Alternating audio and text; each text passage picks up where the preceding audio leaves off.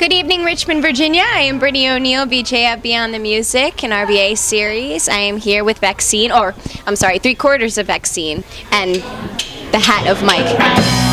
We're excited to have them with us here tonight at Beyond the Music. Please give a warm tobacco company restaurant welcome to Vexine.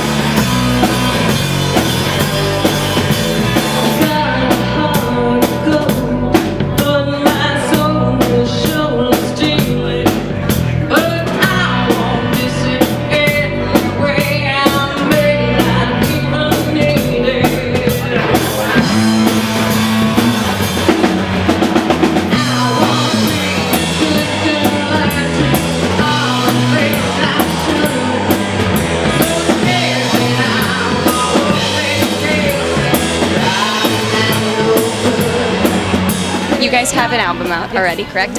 Is it because you do have? It's Vexine's album, correct? Yes, it's Vexine, and it's called Vexine. It's our self-titled. Came out in January of this year, and he and I did all the writing for this. It's 10 songs, and we had a lot of fun. We wrote it over the past year, so, and we're in the process of writing the next one as we speak. Cool. So, what's the whole process of the next one? Are you in the process right now? Yeah, well, we have not started actually production, but we are in the writing phase. We've got, I'd say, two or three gelled together. We're kind of new. Yeah. Okay. And We've got a few more. yeah, it's just a matter of time, really. I mean, we need more time to Builds up get together and do his studio is called The Shed, because it is. and it's actually That a was shed. going to be my next question, actually. Where do you guys perform or practice? We practice at our house in Sexual Chocolate Studios. It's called. Eddie Murphy doesn't need to know. But anyway, so we have our band practice there. But then Paul's house, we have a place called The Shed. It actually is a shed, and that's where we recorded part of our album, or most of our album actually. And we write. That's where we write.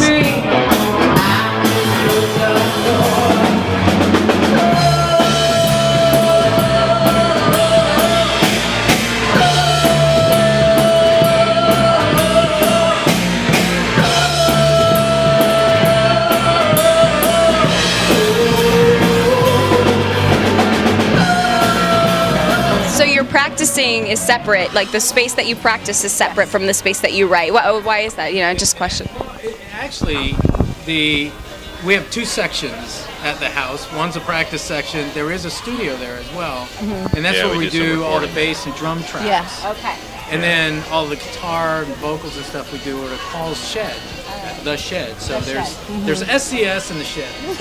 So what happens is there's a combination of songs that I'll bring in fully cooked, and then some that are half done that we get together on in the shed and kind of flesh out. And then there's every now and then there'll be one that just totally spontaneously combusts. Our best songs are 5 minutes in, and we're like, oh my god, and they Like just El kind of Rancho happen. was El one of Rancho those. was like- That was a- just kind of, you brought lyrics and you were singing like Loretta Lynn. Yeah. Oh yeah, that was funny. It started out like a Loretta Lynn song, and Yeah. it did not end up like that. And then I said, no, we're not going to do that. But 10 minutes later, it was done.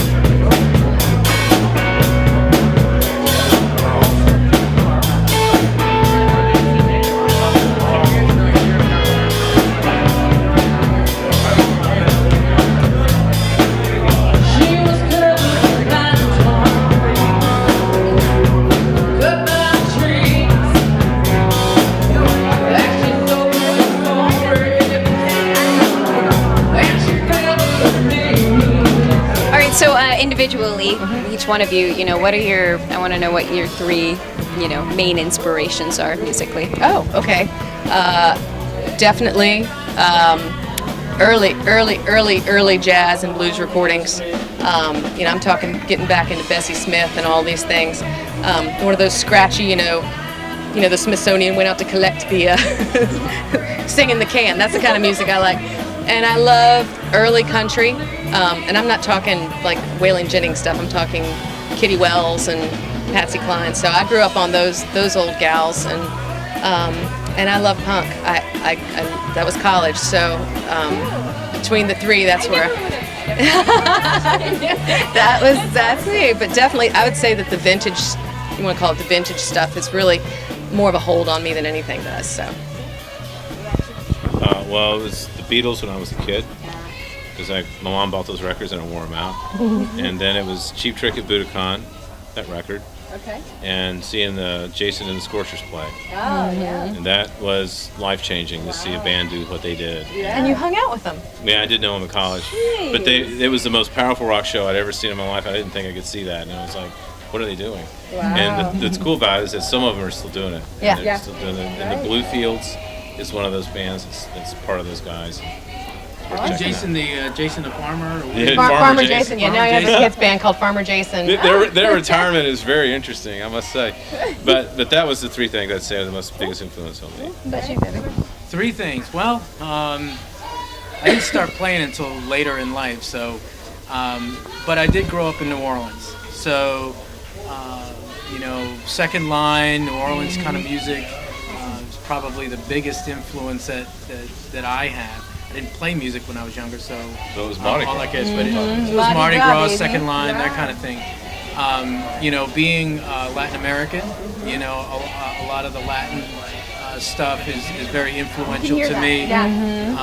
And then, at the end of the day, the first person that I ever heard play music live of any notoriety, I didn't know who he was. And I grew up in a children's home, and I jumped a fence and we ran away, me and my buddy, and we were just walking down Earhart Boulevard, and there was a little juke joint down there, and I looked in, it was a guy just doing amazing stuff, and I was like, oh my God. About 6 years later, I'm standing at the bus stop and I see this poster of Bobby Blue Bland. That was him. And it was him, and I didn't know who it was. Yeah. And it was him in a juke joint early on. That's the first guy I ever saw play live. And I didn't know who he was until 6 years later. You asked me if I was bold enough to fall in love with you, and you could show me, you could show me, you could show me, you could show me what I've been hearing about. And you could show me, you could show me, you could show me, you could show me what they've been talking about.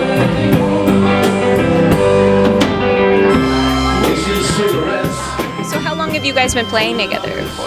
We have been playing together for 4 or 5 years now? Yeah, going on 5 years. Going on 5 years, and we switched directions, I guess. We were in another band before together. We were all together, and we decided to go off and form this band. We called this sexy, soulful, edgy rock.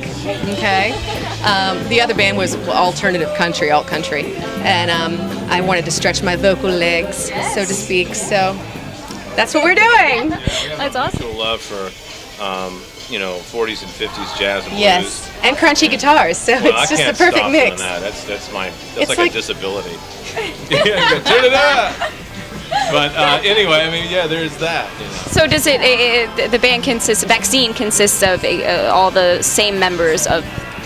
Except for one. There's another member. He went off and formed his own band, and they're fantastic, and they're still doing the alt country genre. So.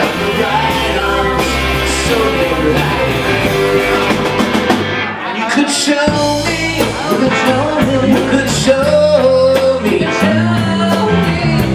that I've got what it takes. Have you guys traveled out of town? Yes, we were actually in D.C. yesterday for the Cherry Blossom Festival, and we will.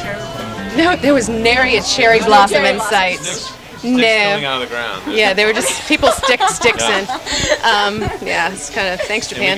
we got a show coming up in late May in Nashville. Nashville. That's where I'm from, so a lot of my friends are there. Really? Yes. But you're wearing a CBGB shirt. Yeah, I got around. It's a lot He slower played now, there. but I used to get around. I covet him. He played at CBGB, and I never got to. That's awesome. Well, I want to tell you a story, but I don't know the words. So I sit here in the corner, 'cause it just seems to work.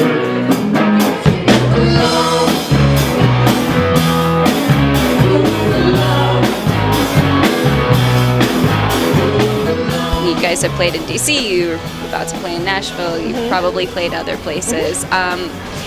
What would you say stands out about Richmond's music scene? We're actually, and I've heard it 100 times. It's pretty close knit. you know, the community that we go around. And your mother, Alana, is a big part of it, and you're playing every band in Richmond. So, you know, it's you know what I mean, though. I mean, it's a lot of everybody when they're off, they go to see other bands and they support their music. They buy their CDs and really champion what they do and celebrate it, so to speak. So.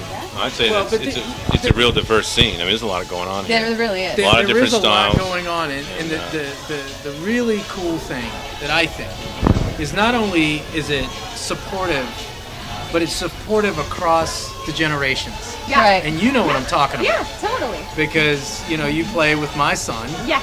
And he was here tonight. Yeah. And so that's kind of the great thing is it's continuing Not on. just it's not just like, you know, you're in your own genre, Right, you're in your own generation. Exactly. And I think that's really, really cool. And I think this, you know, some of the singer-songwriter stuff that Paul's been involved with, you know, just doing, you know, solo stuff. You know, there's so much going on and people sharing and doing these things together. People are excited about, you know, like these music showcases and things, original music, which that's exciting. It's not, some towns you go to and all they want to hear is covers and it makes me want to gouge my eyes out with a spoon. Yes, spoon. Yes. But yeah, this is great.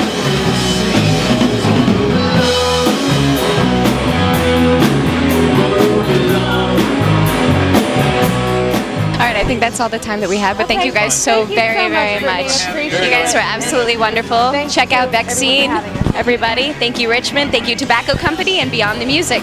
I'm Brittany O'Neill. Bye.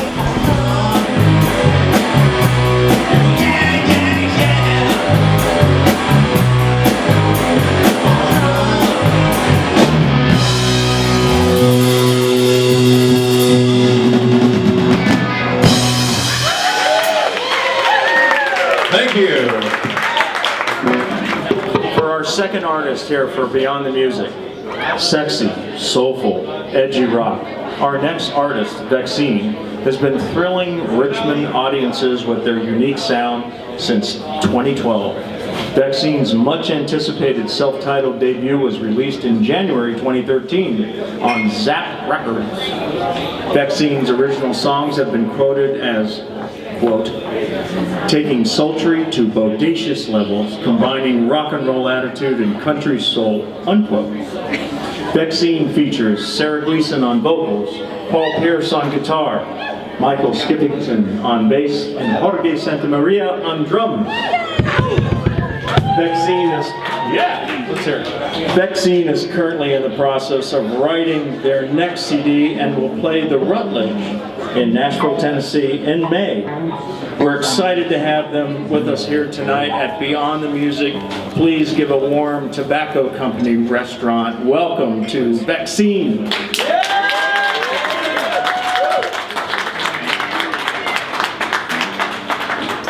Birds flying high, you know how I feel.